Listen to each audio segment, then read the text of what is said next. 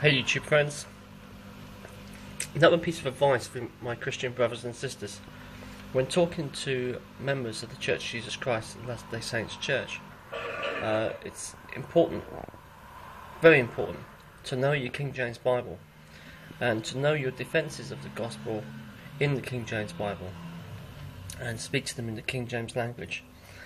They have it installed a form of King James onlyism, where they will only recognise the King James Bible as a legitimate translation, even though, of course, they undermine that and the whole thing as only as far as it's translated correctly. And they'll even undermine the Greek and Hebrew scriptures because they've got no experience and knowledge, really no serious knowledge of Greek and Hebrew and the original texts in the original languages, but they will maintain that the Bible is only correct as far as it's translated correctly, and they'll only use the King James Bible. It's strange, I know, but that's Mormonism for you. They will, of course, quote their own scriptures, but once again, keep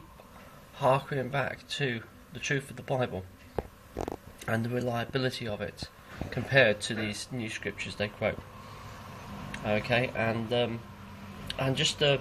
be aware, have your arguments formalised using whatever translation of the Bible you've been using, whether it's the NIV or the NASB or the Revised Standard Version, whatever it might be. But particularly when you might be writing or emailing or texting even a Mormon, have a knowledge of the King James and its wording, etc., because it's very effective and probably the only way you'll actually be able to use Scripture to get them to go back and study it, because they will go back and study it, we would hope, and they'll be looking in the King James. So if the wording that you've used to make a defense of the gospel of Jesus Christ is from another English translation of the Bible, and they go back to look at their King James, and the wording is slightly different, even if the meaning is exactly the same, the formulation of the cult mindset